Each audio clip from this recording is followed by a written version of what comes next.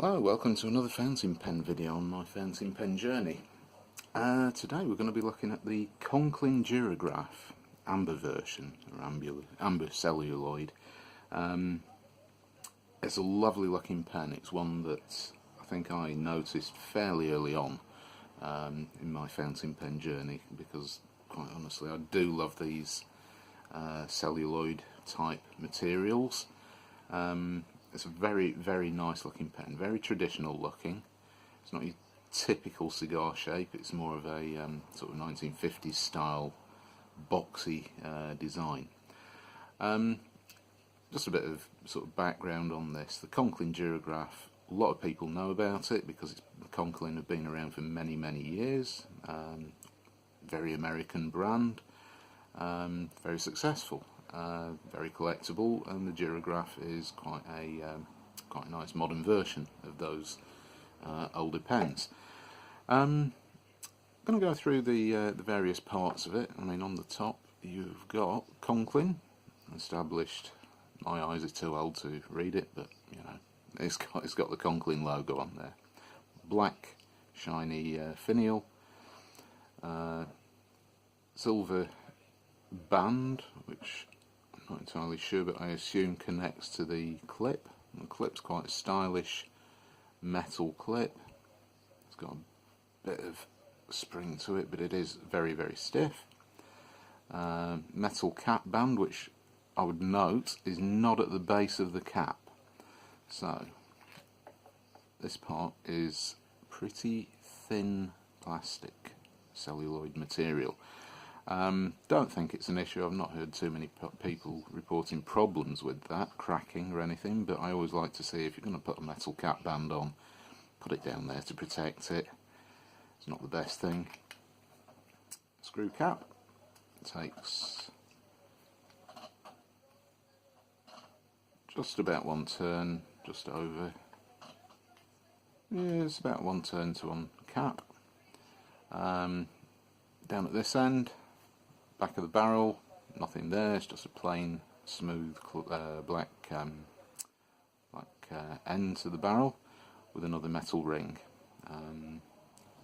It's the material that makes me think, oh, I really, really do love this. I'm just going to see if the light works so that we can get a bit more light on this. It is a translucent material. There is quite a bit of chatoyancy, though obviously with this being a celluloid type material, some pens will have more or less than others. Some will be darker, some will have more amber in, but as you can see there is plenty of chatoyancy, which is really, really lovely. It's a lovely looking pen. Unscrew it, black section, flared out slightly at the bottom. There's not really a lot to say about it. It's quite a small section. The nib, this is I believe it's a fine nib. The nib itself looks quite large in comparison to everything else on the pen as far as I'm concerned, but that's no bad thing. Section flares out. I find myself holding it really, really quite low down, holding onto the section, so that flared bit is pretty useful. There is the threads, which aren't sharp. There is a bit of a step up, but that doesn't affect my my grip of the pen. Would have been nice to see this material progress all the way down, but it matches the finial up there, so you know, black and amber. It's a nice looking pen. Unscrew, and these pens have a converter. It's a twist piston type converter, goes up and down. Metal threads on the barrel. Nothing remarkable about the barrel there, it's just plastic. There is nothing in there, no metal threads. So you've got metal on plastic, which is not exactly what I'd call high end. The converter comes with the pen. I believe it's probably a proprietary converter. Now onto the writing sample in a minute. Just going to discuss a few of the dimensions. Do that first. Right. So the length overall, capped, is 13.8 centimetres. Uncapped is 12.8 centimetres. Now, I'm quite happy writing with this unposted. It does post, but not at all deeply. I mean, it really is just sort of perched on there, but it does fit on very securely. So it posts shallowly, but securely. So I'm not going to say it's an unpleasant pen to use this way, but it's not my personal preference. So the on-cap length is 12.8 centimetres.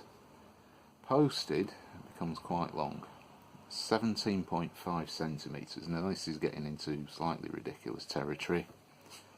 It's not the most comfortable pen to write with posted. It seems to sort of be very back heavy. So the weights, well, the cap weighs 12.3 grams, so most of the weight seems to be at the back as well, where you've got this in the back of the cap there, metal bit of, well, you can't even tell what it is, but there is some metal in there. All forms part of the top finial.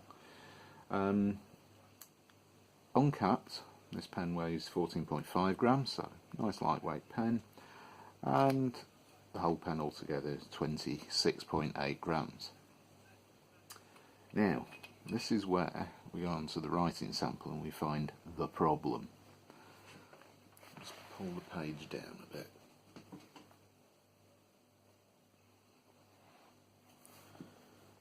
So the ink I've got in here is Diamine Sunset, which is a lovely deep orange ink, really nice colour. Not it's quite saturated. It's not one of these weak amber coloured inks that you can't see on the paper. It's a nice ink. So I'm going to do the writing sample now and start off writing.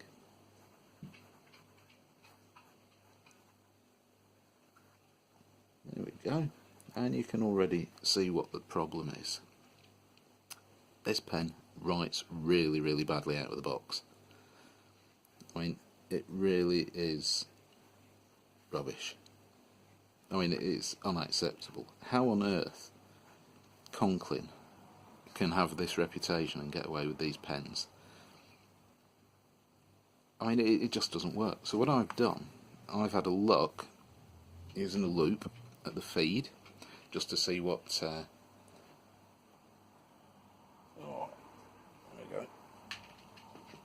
So I've used one of these loops, magnifying loop with a couple of LED lights on, to try and have a look at the actual tipping, see what's going on. And basically the tines, rather than being aligned like that, were like that.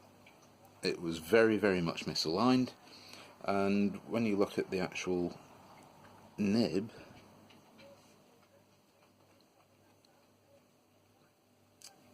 those tines are so close together. I mean, it is unreal. I mean, it's no wonder this thing doesn't write. So what I'm going to do is use a bit of brass shim. I'm going to get in there and insert it through there, pull up and down a few times, checking all the time, and see if I can get this pen to write. Because right out of the box, nothing. It is shocking. I mean, I don't expect to pay this sort of money for a pen and have these problems.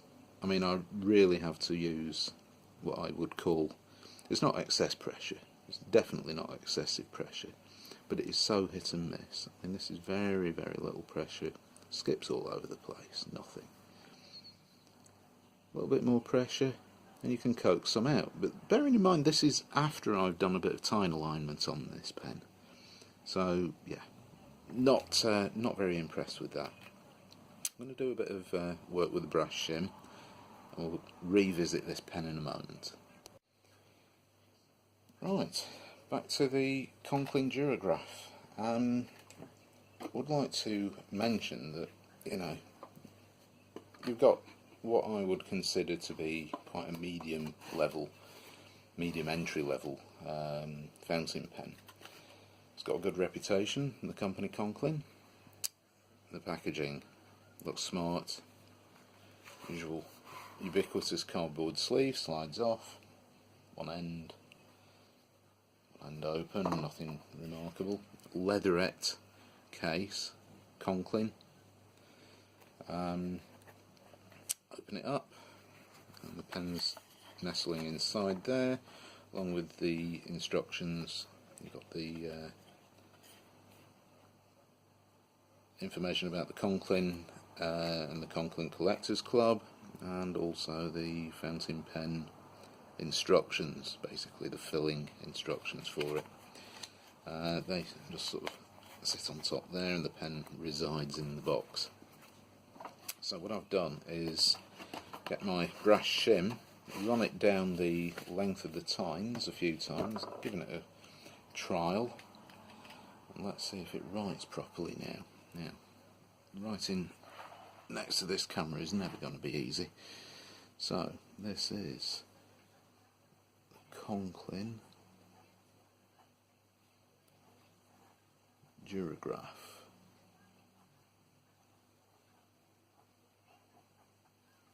This is the amber version, and it is a fine nib.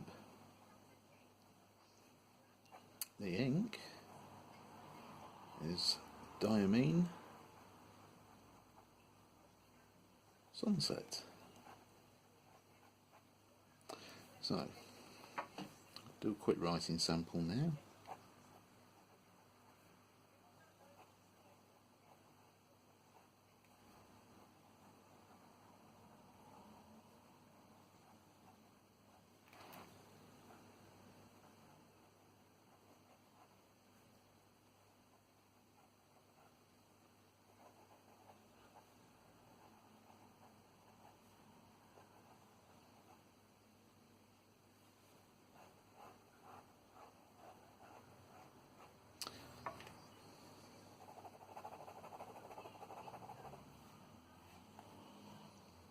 Now, what can we conclude from this? Well, for a start, it's a dry writer. The flow's good, you know, there's a fair bit of ink flow there. Even though it's a fine, it's, for me, a little bit dry. I mean, these upward strokes here, they're all good. It doesn't skip. Now I've had to mess around with the nib, it writes, well, it writes. It didn't write. So, if you're looking at this as a step up from your cheap Chinese pens, be prepared, you probably will have to do some work on the nib. I haven't had to smooth this. I mean, to me, there is some feedback, but it's smooth enough. I'm not particularly annoyed by that. It will do some reverse writing, but it's, that's pretty dry. It's not scratchy, but it's just not very interesting, and it's difficult. So with a fine nib, can't really see much call for that. Overall, yeah, I'm impressed with the pen. I'm not impressed with the nib. I'm not impressed with the way that the factory sent it out in this sort of condition.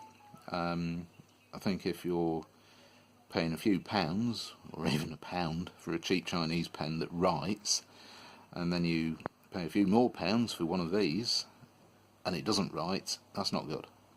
I'd expect it to write. I'm not intentionally sort of being despondent as Conklin, but you could do better.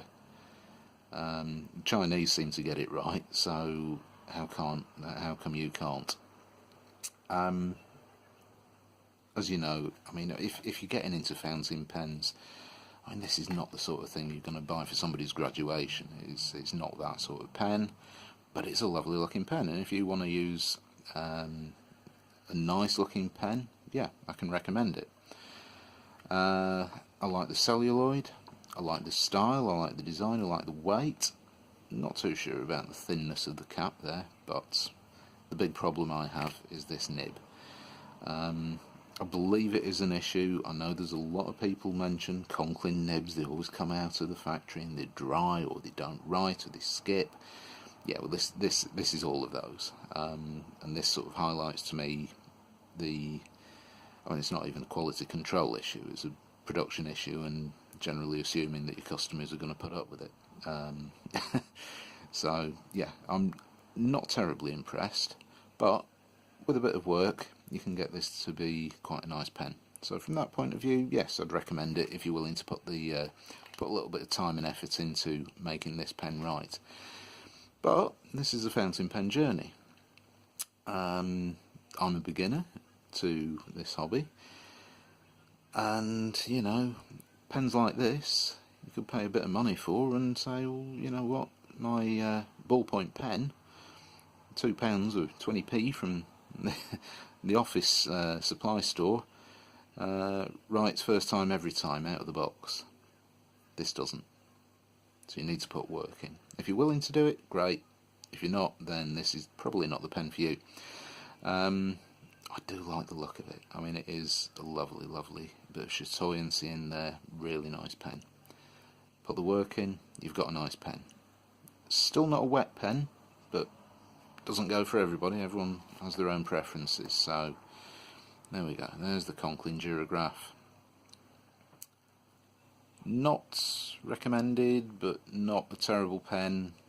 I'm happy with it now, but it could be better. And if you're looking at buying this as an entry-level pen, then nah, I think you're better off looking elsewhere. I mean, you can buy Pilot pens for much, much less. You can pay a lot more, but things like the Pilot Metropolitan, things like that, I mean, these are all very, very reliable pens. And when you compare things like that to this, you know, it's surprising that Conklin think that they can get away with selling pens like this, but they're very popular. Available in a range of colours, the Duragraph. I mean, it caused a stir in 2017 where they managed to make a bad batch with the celluloid, and it came out of the wrong colour, and they sold it as Merlot. And I suppose it was a Merlot colour. It was a very, very nice pen, nice looking pen. If it had been available in the UK, chances are I'd have probably bought one because I did like the look of it, but it was kept very much in America, so didn't really reach these shores. So I'm quite happy with the amber, and especially now I've got it to write. So thank you for watching.